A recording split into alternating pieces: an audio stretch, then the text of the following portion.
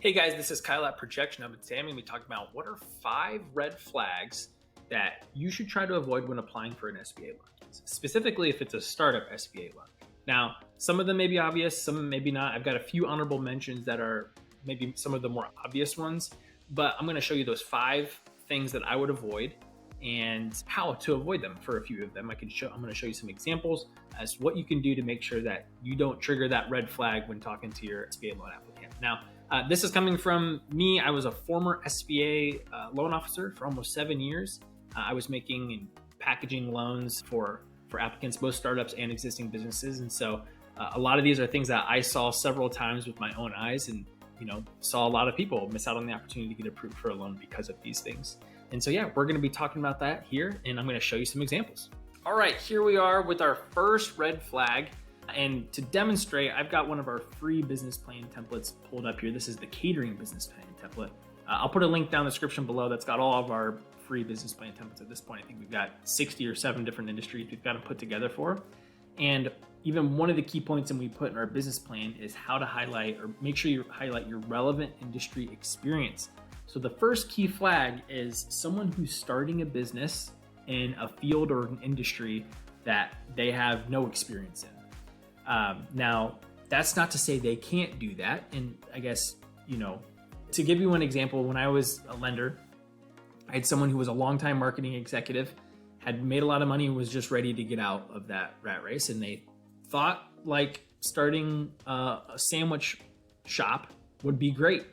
They had no experience doing that. And, that is a big red flag, right? And they were strong financially. They were strong kind of personally on that side of things, and they had some management skills and whatnot. But it was a big red flag as a lender that they didn't really know what they were getting themselves into, especially in that type of instance when it comes to like the food industry or whatever. A lot of times, the owners don't realize what they're doing is they're giving themselves almost like a minimum wage job initially, because they're going to be working long hours and they're going to be working hard. And of course, they're going to make more money if the business is profitable, but the work is just so totally different, and it requires a different frame of reference, a different expertise. And so my recommendation to counteract that red flag, if you are a person who has identified an opportunity or is really interested in a type of business that maybe you don't have a personal experience in, is you just need to supplement that with the experience of other people. So if that's a business partner, can you find a business partner that does have the experience in the skill set that you might be missing to start your business? That could be hiring a key employee or a key manager that has a lot of experience and can kind of carry a lot of that weight. And so red flag number 1 is, your lender just wants to make sure, do you know what you're doing and do you know what you're getting yourself into? And you can combat that by just making sure that you can demonstrate to the lender that you've got a team around you. This isn't just you. You've got some really good transferable skills, but in some of these other areas, you've got people with you that are going to be able to take care of that. So that's red flag number 1 and how to avoid it. Red flag number 2, and I'm going to switch over to a set of completed financial projections. So red flag number 2 is that financial projections are not realistic and don't fall within kind of industry norms or like industry benchmarks. And so using this set of projections, so this is actually for the same business plan I just showed you, a catering business. This is a financial projection template. We've got a financial projection template for over 100 different industries. I'll put a general link down. You can go and explore this if you'd like to as well. So again, we've Projection Hub's helped more than 50,000 small businesses create the projections, mostly through these templates where people buy them and watch a little video guide and fill out the projections completely on their own. And we offer free support to help them do that. But that's not the point of today's video.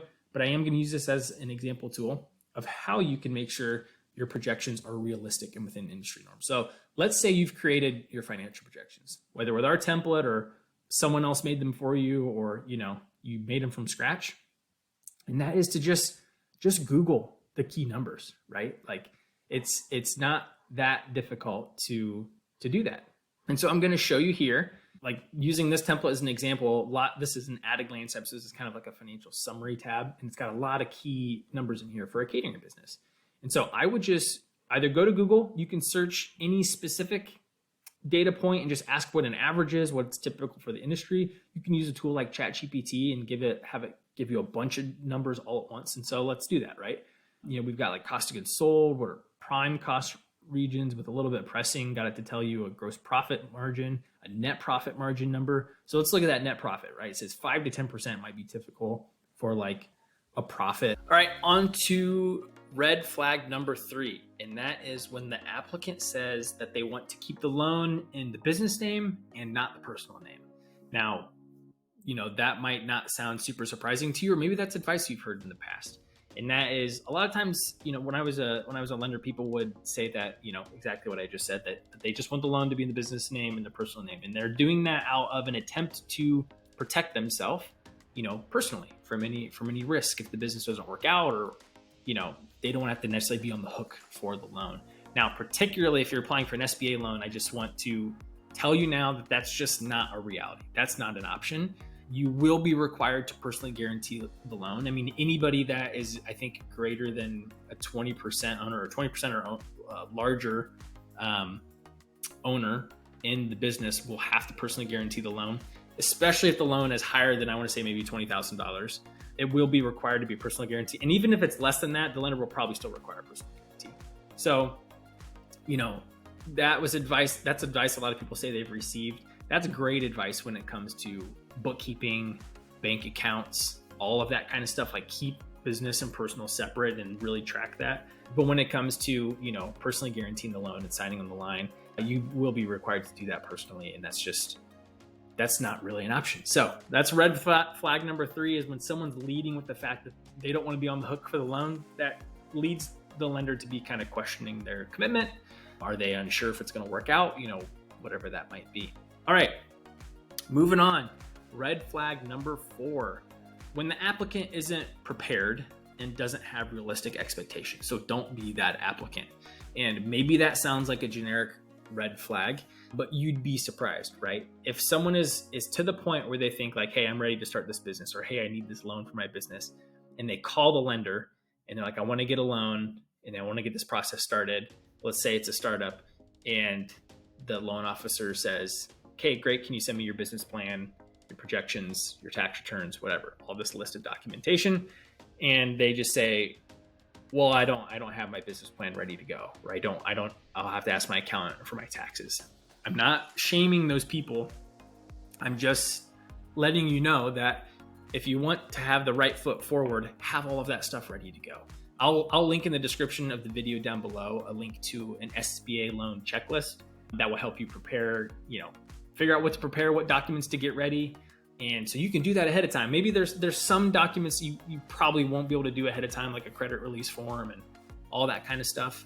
The application, some lenders might have their application on the website you can fill out. But business plan, projections, tax returns, personal financial statement, those are some really easy things. I shouldn't say they're easy. Those are obvious things you could put together and have those ready to go for your lender. So part 2 of that is realistic expectations. So sometimes you'd have someone that doesn't have those items, and then the next question they would ask is, well, so how fast can I get the money? How fast can I get the loan? And it's no surprise that loan application processes can take some time, especially SBA loans, because there's just some additional steps that have to be taken. But the real answer is they can really only move as fast as you're prepared to move. It's better to be the applicant who is waiting on the lender because you have things together so quickly and you can put some pressure on the lender. There's nothing wrong with that. You can have semi-unrealistic expectations if you have everything ready to go and you're doing everything your lender's asking for. Then you can start to ask some questions and request that things move a little bit quicker. If you don't have your ducks in a row, you don't want to call your lender. They tell you all the things you need, come back in a month and say like, all right, well, when can I get my loan? That's just not how that process works. Okay.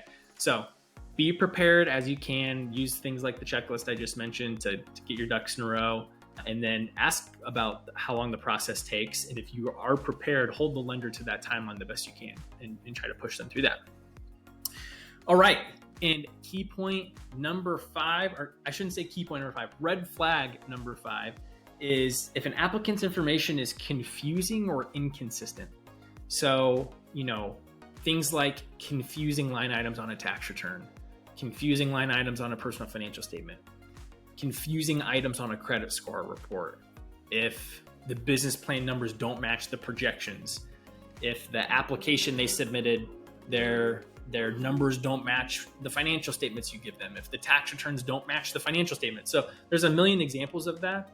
But whenever that information is kind of confusing or inconsistent, and the lender, your loan officer or their underwriting team is trying to like piece that together on their own, the risk is they might come to a conclusion that isn't accurate, or maybe you don't like the conclusion to that because you didn't make it clear to them to find an easy answer. So my encouragement to you to avoid that is to just make sure those questions, make sure things are consistent.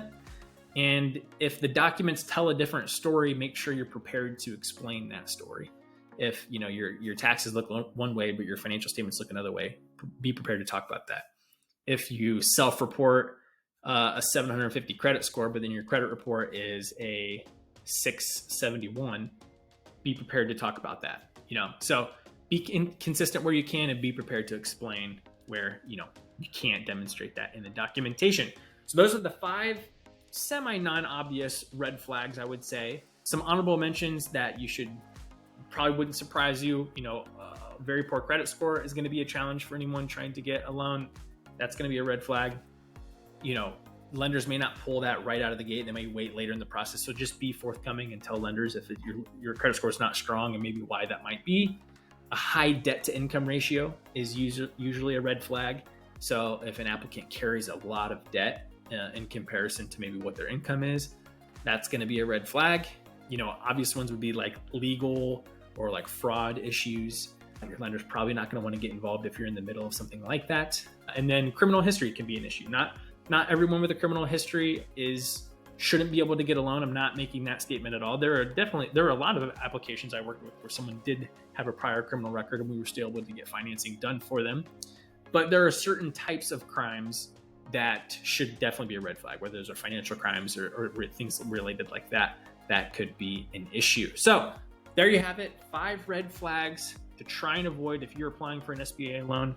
Yeah, if you have any questions, leave a comment below. We'd be happy to try and help you answer that, or point you in the right direction for your SBA loan. Take advantage of the bunch of resources we put down in the description below, and reach out to us at support@projectionhub.com if you've got any questions about your business plan, your projections, your SBA application journey. We would be happy to help you with any one of those things if we could. So we will see you on the next one. Thanks.